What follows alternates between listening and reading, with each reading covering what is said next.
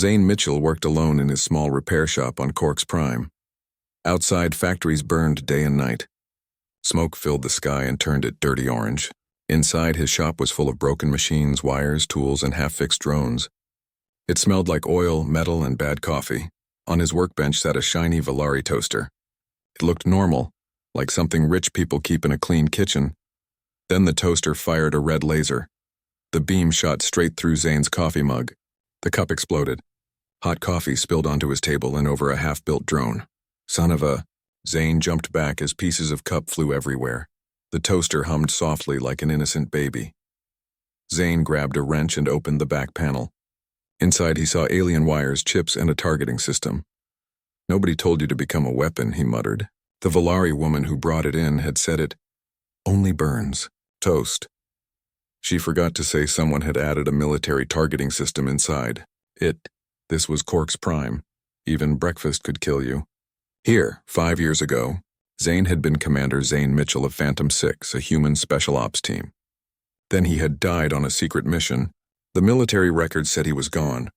Now he lived quietly, fixing tech for cash and trying not to think about his old life. The shop door flew open so hard that the old bell made a broken sound. A small figure rushed inside and slammed the door shut. It was a child, maybe 8 years old.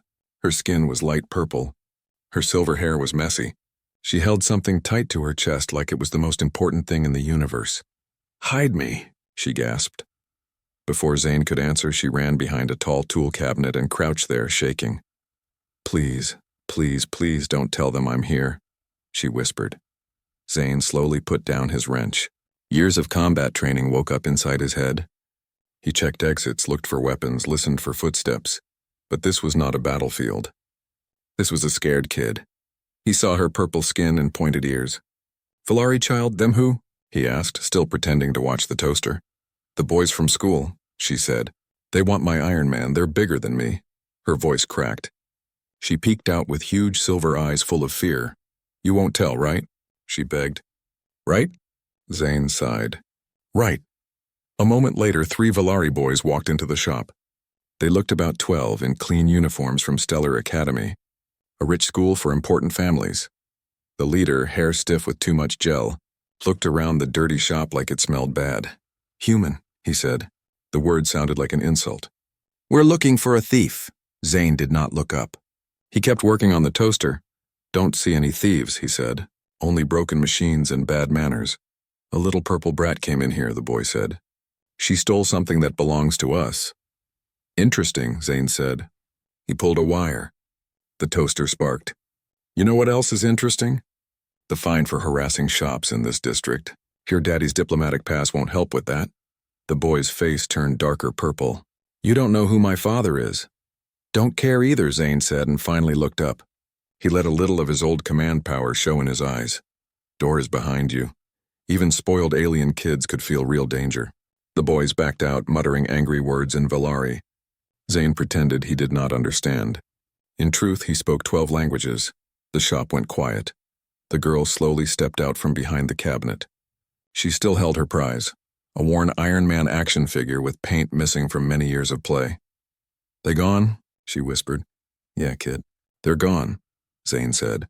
She climbed onto his extra stool like she came here every day.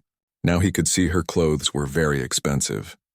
The fabric changed color when she moved. Her shoes probably cost more than his rent. "I'm Rehia," she said happily. She placed Iron Man gently on the bench. "You're the Earth human who fixes everything." "Name's Zane," he said. "And I fix broken things. Not everything." "Same thing," she said and swung her legs. She looked around the messy shop. "Why is it so dirty?" "Organized chaos," he said. "I know where everything is." "No, you don't," she said. "There's a sandwich under that box." Zane lifted the box. There really was a 3-day-old sandwich covered in fuzz. "That's an experiment," he said. Rehia giggled, bright and clear. "You're funny. Not like the other humans at the embassy. They're all protocol this and regulation that." "Your parents work at the embassy?" Zane asked. "My mom does," Rehia said, "for Stellar Dynamics. She has meetings forever. That's why I snuck out to buy this." She patted Iron Man proudly. "The comic shop had a vintage one from Earth. But those boys said humans shouldn't sell to us and tried to take him. Bullies are the same everywhere, Zane said. Human, Valari, doesn't matter. Small minds. Small hearts. Rihi went quiet for a moment. Then she picked up a screwdriver and turned it in her small hands. I can do things, she whispered. Watch. She set Iron Man on the table and held out her hand. Her forehead creased with deep focus. The toy shook, then moved a tiny bit. I can move stuff without touching, she said softly. Mom says it will get stronger when I'm older. Right now I can barely lift a spoon. Telekinesis, Zane said. He kept his voice calm. He had seen Valari soldiers throw tanks with their minds. It looked like the power started weak in children. That's pretty cool, he added. You think so? Her whole face lit up. Mom says I shouldn't show humans. She says they might be scared. But you're not scared, are you? I've seen worse things than a girl who can wiggle toys, he said. Like this toaster when it's angry. He disconnected the targeting chip. The toaster fired another laser up into the ceiling. Rihia laughed so hard she almost fell off the stool. They sat like that for a while. Rihia hummed a children's song in her language while Zane worked. Then the world ended. The first explosion shook the building. Tools fell from the walls. The second blast shattered the windows. Glass and hot air rushed into the shop. Rihia screamed.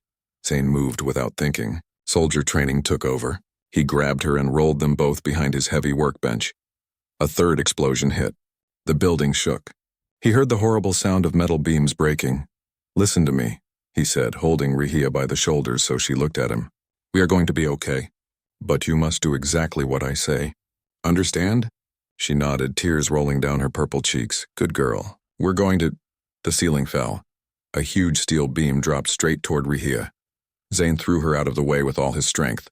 The beam crashed down on his left arm. Pain exploded through his body. Bones shattered. Muscles tore. Then the pain turned cold and distant. Rihia was alive, just out of reach, crying but safe. It's okay, he said through clenched teeth. Don't look at my arm. Look at me, the building kept shaking. Dust filled the air. But Zane held on to one thought like a lifeline. He would not let go of the little alien girl. The beam trapped Zane's left arm under tons of metal. Pain exploded through his whole body. He could not move. His vision went white, then black, then red. But he heard Rihia crying. She sat a few feet away, holding Iron Man, shaking but alive. It's okay, Zane said, even though it was not okay at all. Don't look at my arm, sweetheart. Look at me. Your arm. Her voice broke. Just stuck, he lied. Like Iron Man in the cave, remember? Before he built his first suit, what did he do in the cave? Zane forced himself to keep talking. He built something amazing from scraps. We'll do the same. We'll build our way out. The building shook again. More debris fell, forming a cave of broken walls and beams around them. They were trapped, but also a little safer from the outside attacks. Zane tried to pull free. The pain was so strong that he nearly passed out. He knew the truth, his arm was destroyed. If rescue came, they would have to cut it off. I can move the beam, Rihia said suddenly, with my mind. No, it's too heavy, Zane said. I have to try, she said. She stretched out her hand, face tight with effort. The beam moved just a tiny bit. Blood dripped from her nose. Stop, Zane said in his command voice. That's an order. She froze. You'll hurt yourself, he said. We wait for rescue, okay? She crawled to his good side and pressed against him. Time became strange. Minutes felt like hours. To stay awake, they talked. Rihia told him about school, about comics, about her mother. Zane answered when he could, fighting sleep and shock. Were you a hero? She asked quietly. Like Iron Man? He thought of missions, of children he had saved, of friends he had lost. He thought of the reason Phantom 6 died and disappeared. No, he said. Heroes don't let little girls get hurt. You saved me, she said softly. Not enough, he whispered, but she didn't agree. They traded terrible jokes. They laughed a little even as the world outside exploded. Every time he started to drift away, Rihia squeezed his hand. Don't die, she whispered. Please don't die. Not planning to, kid, he said. I won't let go. I promise. 6 hours later, rescue finally arrived. When workers pulled away the beam, Zane's left arm came with it, crushed and useless. But his right arm was still wrapped around Rihia, and she still clutched Iron Man. See? He muttered as medics lifted him to a stretcher. Told you we'd build our way out. Rihia held his hand all the way to the ambulance. Zane woke up in a hospital bed. White walls. Machines beeping. the faint smell of disinfectant and burned metal. His left side felt strange, heavy and empty at the same time. He turned his head and saw the bandages. His arm was gone. A woman stood at the foot of his bed holding a fancy porcelain coffee cup. She had purple skin like Rehia, long silver hair, and a business suit that screamed money and power. "I brought coffee," she said. Her voice was smooth but sharp. Zane took a sip. It tasted like someone boiled dirt and charged 300 credits for it. "Tastes like disappointment," he said, with a little extra ego. Her lips almost formed a smile, but not quite. "I am Adeline Velkari," she said. "Rehia's mother. You saved her life and lost your arm. That is not a small thing." "Your daughter's alive," Zane said. "That's enough for me, is it?" She asked softly, moving closer.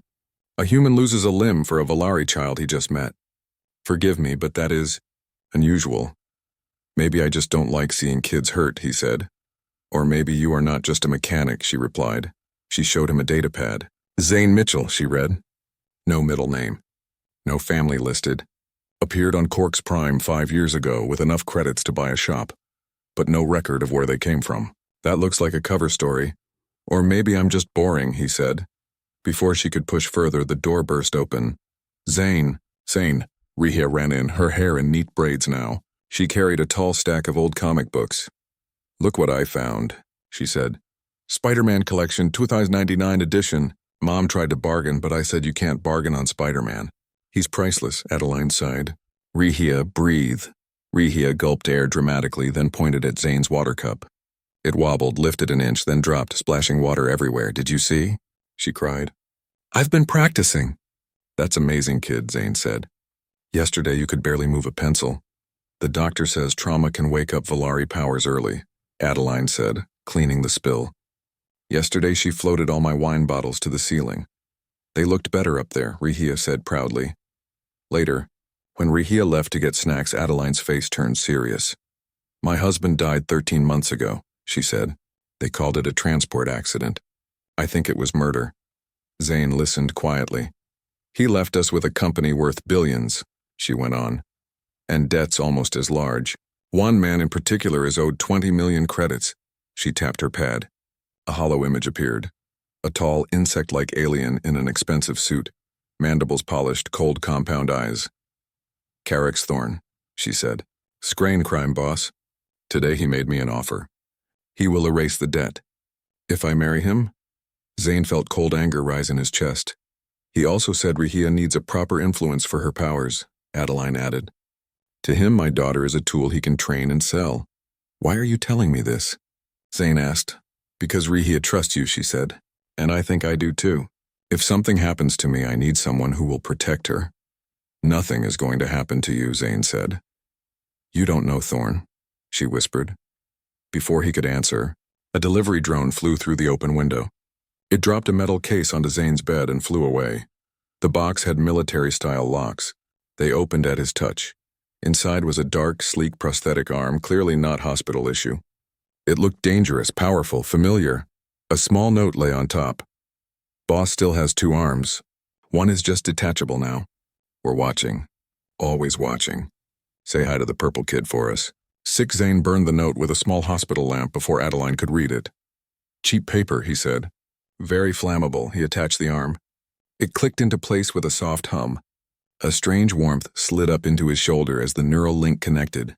Fingers flexed. Metal moved like muscle.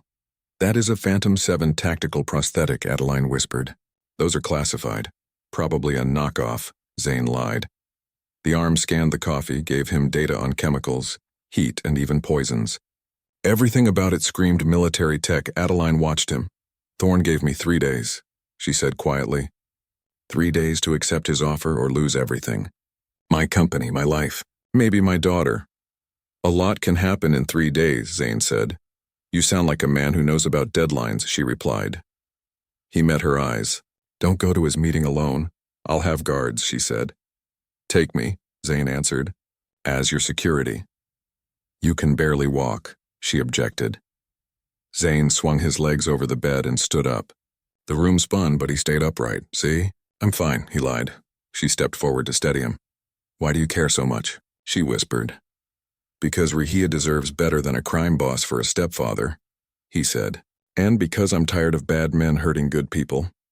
Adeline looked at his new arm, then at his face. Thorn invited me to dinner tomorrow to discuss terms, she said. Wear something nice. He likes proper presentation. I'll wear my best hospital gown, Zane said. She almost smiled. You're impossible, she said. That's what they tell me, he answered. Outside, the city was still covered in smoke. Inside, a broken soldier, a powerful businesswoman, and a small purple girl were about to start a war, and Zane Mitchell was done hiding. The next evening, Zane stood in front of a huge restaurant called the Celestial Garden. The place smelled like money, fear, and fake perfume. He wore a black suit that Rico had somehow delivered in a few hours. It fit badly over his new metal arm. Beside him, Adeline looked perfect, calm, elegant, powerful. But Zane could see her hand trembling slightly as she held her silver clutch. Inside, a table waited near the corner. Sitting there was Carax Thorn, the Scrane crime lord. Tall, shiny exoskeleton, mandibles polished like jewelry, eyes that reflected everything and nothing. He looked like a mix of businessman and nightmare. You brought your pet human, Thorn buzzed as they sat. How quaint. Mr. Mitchell is my security consultant, Adeline said smoothly. The mechanic who lost his arm saving your spawn, Thorn replied, his mandibles twitching in amusement. That's me, Zane said, sitting down without waiting for permission. Nice place. Too fancy. Smells like bad choices. Humans, Thorn said with disgust. So crude. No wonder your kind still crawls in the dirt. Maybe, Zane said, but at least we make good jokes. Adeline's foot tapped his under the table, a silent, don't start a war here message. Thorn waved at a waiter, who brought glowing wine that sparkled like stars. Let's discuss the marriage contract, Thorn said. You'll keep 40% of your company. Your daughter will get the best education money can buy, and I'll control the rest. A simple, efficient union. Adeline's voice was calm, but her eyes were cold. And my daughter grows up with a criminal for a stepfather? She'll adapt, Thorn said. Children are malleable. Zane's prosthetic hand twitched. The metal fingers made a small clicking noise. Thorn's guards shifted slightly, hands near their weapons. Zane's secret comm buzzed once under his jacket, then twice, then 3 times, on danger code from Rico. He stood up suddenly. Excuse me. Human biology. Very weak bladder, he said, walking toward the back. Thorn waved lazily. Go, we will continue business. Zane didn't go to the bathroom. He slipped out through the kitchen and into the alley behind the restaurant. There, behind a delivery truck, was Rahia in pajamas wrapped in a big coat, silver hair messy. Kid, what are you doing here? He whispered. I snuck out, she said proudly. Mom's guard was sleeping and I used telekinesis to unlock the door. Rahia, this is dangerous, Zane hissed. I heard what Mom said about the bug man. He wants to marry her. He's evil. Her big silver eyes filled with tears. She can't marry him. He smells weird and his eyes are creepy. Before Zane could answer, footsteps echoed down the alley. 5 Scrane guards appeared from the shadows. One spoke into a communicator. Found the larvae. And the human. Rahia peeked from behind Zane's leg. I'm not a larva. Zane's prosthetic hand shifted, the internal weapons powering up with a faint whine. 5-to-1 odds. Bad, especially with a child to protect. New orders from Thorn, the lead guard said through his translator. Bring the child inside. Let her mother see what happens when she defies him. The guard reached out for Rahia. Zane caught the alien's wrist. Metal fingers crushed through the hard chitin with a grinding snap. Don't touch her. The other guards raised their plasma rifles. Zane turned his body, shielding Rahia behind him. But the first shots froze in midair, glowing bolts hanging like fireflies. Rahia stood with both hands out, shaking. Her nose bled, but her eyes glowed silver. Can't hold long, she whispered. Good enough, kid, Zane said. He triggered his arm's flashbang. A burst of light filled the alley. The guards screamed and fell back. Zane grabbed Rahia and ran through the smoke. By the time they reached the next street, she was barely conscious. That was amazing, he said. Feel sick. She mumbled, then went limp in his arms. His comm buzzed again, Rico's voice. Boss, Thorn just changed the plan. The wedding's tomorrow. Not optional. He's got Adeline. Define got, Zane said, breath heavy. She signed under duress. Surrounded by Scrane, we counted at least 40 hostiles. Then we hit them, Zane said. Quietly if we can. Loud if we must. Already moving, Rico said. But if we go loud? Your cover's blown. Zane looked down at the sleeping alien child in his arms. He brushed a bit of dust from her silver hair. Then we blow it loud.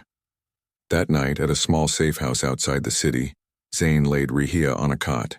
Her breathing was steady. She was exhausted but alive. Adeline came in later, wrapped in a silk robe, looking tired but still strong. You couldn't sleep either? She asked quietly.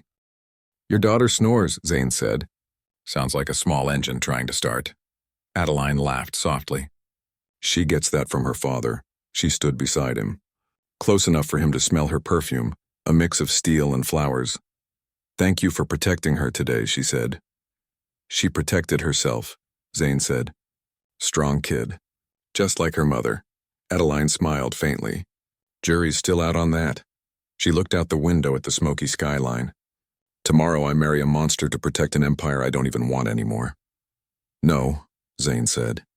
Tomorrow we end this. She turned toward him. Who are you really, Zane? For the first time he told the truth. Commander Zane Mitchell, Phantom 6, he said quietly. Special operations. We saved people others didn't want to save. He looked at his metal hand. 5 years ago I disobeyed orders to rescue a school bus full of kids. They called it betrayal. My team faked my death and helped me disappear. Adeline reached out and touched his good hand. You gave up everything to save children you didn't even know, she said softly. You haven't changed. Guess not, Zane said. Saving you and Rihia still feels right. She stood on her toes. For a moment it felt like she might kiss him, but a sleepy voice interrupted. Are you gonna kiss? Rihia asked from the doorway. That's gross, but also maybe nice. Adeline laughed and wiped her eyes. Nightmare, sweetheart? Yeah, Rihia said. The bug man had a candy crown. Poison candy, Zane chuckled. That's very specific. My brain's weird, she said. The best ones are, he replied. The three of them sat on the couch together and watched old Earth movies until dawn. Nobody talked about the wedding. Nobody talked about fear. They just existed. Three broken souls finding a little peace before the storm. The next day came too fast. Zane stood at the edge of an old factory that Thorn had turned into a wedding hall. The walls were made of dark steel, thick enough to block explosions. There were no windows, just bright lights and guards everywhere. Adeline stood at the front wearing a white dress that looked more like surrender than celebration. Beside her, Rihia stood in a small purple gown, glaring at Thorn with enough anger to set him on fire. Zane had seen warriors with less courage. Dearly beloved, the old Valari priest began, voice shaking. If anyone objects to this union, speak now or... Yeah, Zane said, walking straight down the aisle. I object, gasps filled the hall. He ripped off the waiter's jacket he'd used as a disguise, revealing his Phantom 6 combat armor underneath. The crowd froze. I object to the blackmail, he said, to the threats and especially to the color scheme. White and brown? Really, Thorn? Thorn's mandibles clacked with fury. Kill him. About that, said a voice from the bar. Rico stepped out, flashing a badge. Agent Rico Valdez, Interstellar Crime Division. Carax Thorn, you're under arrest for racketeering, kidnapping, and terrible taste in venues. The room exploded into chaos. Thorn's guards raised weapons, but from every corner of the hall, members of Phantom 6 appeared. Mason, Cole, Davies, Park, all armed and ready. Gunfire and plasma bolts lit up the air. Tables flipped. Guests screamed. Zane's prosthetic arm unfolded like a weaponized miracle. Blades, guns, and a plasma cutter all in one. Rihia stood on her chair, eyes glowing silver. This is for trying to be my dad, she shouted. She lifted the giant wedding cake into the air with her telekinesis and flung it at Thorn. Splat! 3 tears of fondant hit the crime lord right in the face. I've been waiting to do that all day, she yelled proudly. Thorn screamed in rage and grabbed Adeline by the arm, pulling her in front of him like a shield. Stop or she dies, he shouted.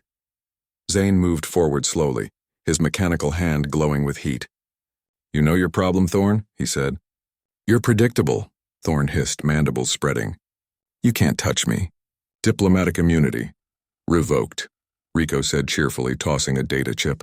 The sector governor doesn't like thieves stealing his cut. Thorn blinked in shock. Zane's arm shot forward, grabbing the insect's throat. The prosthetic fingers tightened with a sound like grinding metal.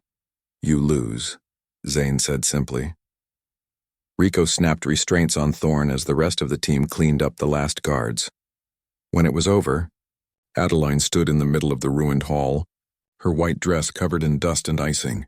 She looked around at the wreckage, the broken tables, the people cheering, then at Zane. You planned all this? She asked. Most of it, Zane said. The cake throw was all Rehia. Rehia beamed. It was a good throw. I practiced with pillows. Adeline laughed for the first time since he'd met her. Then she grabbed Zane by his armor and pulled him into a kiss. It tasted like courage, freedom, and maybe a little bit of sugar from the cake. You, Rehia said, covering her eyes. But also finally. Do you know how annoying it's been watching you two make googly eyes? We don't make googly eyes, Zane said. You totally do, Rico shouted from across the hall. We've all noticed. It's disgusting. Zane smiled for the first time in years. The mission was over. The girl was safe. The villain was done. And for the first time since Phantom 6 fell apart, he felt like life meant something again. 1 year had passed since the day of the wedding battle. Corks Prime was still noisy and dirty, but life felt peaceful again. Zane Mitchell now lived in a bigger workshop, one filled with laughter instead of gunfire. Dad, the toaster's being mean again, Rehia's voice echoed through the room. Zane looked up from the small engine he was fixing. There she stood, taller now, her silver hair tied back, her purple skin glowing under the shop lights. Across from her sat the same Valari toaster, the one that had once fired lasers at his ceiling. It hummed softly, its red light blinking like a tiny angry eye. What did you do to it this time? Zane asked. I just said it was overcomplicated, Rehia said with a huff. Then it made that scary charging sound. Zane smiled. You hurt its feelings, apologize. I'm not apologizing to an appliance. That's exactly the attitude that gets you burned bread, Zane said, grinning.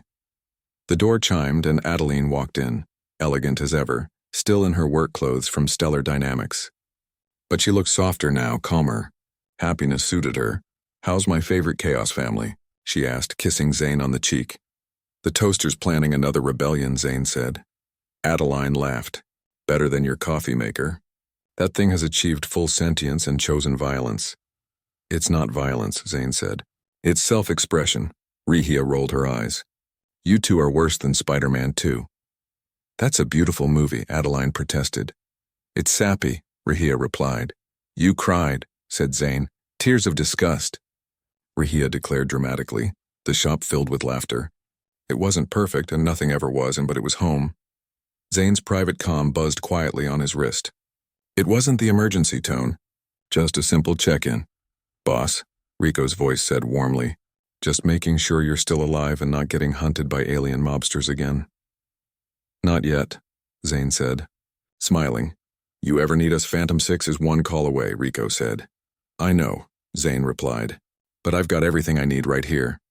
He looked around the shop, at Rehia trying to telekinetically lift a wrench, at Adeline pretending not to worry, at the toaster humming in quiet anger. Yeah, he had everything he needed. Later that evening, Zane leaned against the counter, polishing his prosthetic arm. Etched on its metal surface were two messages. In Rehia's messy handwriting, World's Best Dad. Below that, in Adeline's elegant script, World's Okayest Husband. He smiled every time he saw them. Hey, Dad, Rehia said suddenly, floating the toaster gently in the air with her mind. Can we watch a movie tonight? The one with explosions? They all have explosions, Adeline said. Exactly, Rehia grinned. They argued playfully about which movie to pick while the toaster made soft, happy beeping sounds. Zane looked at them, his wife, his daughter, his strange, beautiful family, and realized something. He had spent 5 years hiding from the past, running from war, guilt, and ghosts. But maybe the universe had made him lose everything so he could find what really mattered. Family didn't have to be normal. It could be a purple girl who threw cake at crime lords, a businesswoman who once ran an empire, and a broken soldier with a laser arm who fixed toasters. Love was messy, loud, chaotic. But it was real. Even the toaster seemed to agree. It toasted a perfect piece of bread, a smiley face burnt into the surface, and beeped proudly. See? Zane said, laughing. Character development. 4 years later, mornings in the Mitchell-Velkari home were never quiet. The toaster finally learned to love me back, Rihia shouted from the kitchen. It made my toast with a smiley face this morning. No lasers, no smoke, just breakfast. Zane smiled from his workbench. His prosthetic hand tightened a bolt on a drone wing. Small victories, kid, he said. Rihia came skipping in. Her silver hair now reached her shoulders, glowing softly under the lights. Her purple skin shimmered and her bright eyes were full of life. She wasn't the scared little girl he had once pulled from the fire. She was confident now, a young Valari teenager who could lift furniture with her mind. Zane's metal hand ruffled her hair gently. It was covered with tiny scratches and dents now, not from battles but from years of family chaos. Dad, Rihia said, you know the toaster's probably just tricking you. Like you tricked Mom when you pretended to be just a mechanic. Zane laughed. I was a mechanic, still am. Just happened to blow up a few things along the way. Before Rihia could answer, Adeline waddled into the room, 7 months pregnant and absolutely glowing. Her beauty was matched only by the tired look in her eyes. Your brother, she said, is trying to reprogram the coffee maker again. Zane sighed. He's 3. Adeline sat down carefully. Your son is 3, going on 30. Just then, a small purple-skinned boy ran in carrying Uncle Rico's tablet. I made it speak Klingon, he shouted proudly. That's my nephew, Rico called from the doorway. He never knocked. He was holding a cup of coffee and grinning. Next week I'll teach him to curse in Vulcan. We will not, Adeline said sternly, but she was smiling. A few minutes later, the rest of Phantom 6 arrived. Cole brought pastries from the new Valari bakery. Mason carried his baby, a human Delaxian hybrid with glittering rainbow scales. Davies brought scrambled eggs that somehow tasted like hope. Park brought real coffee that, for once, didn't try to kill anyone.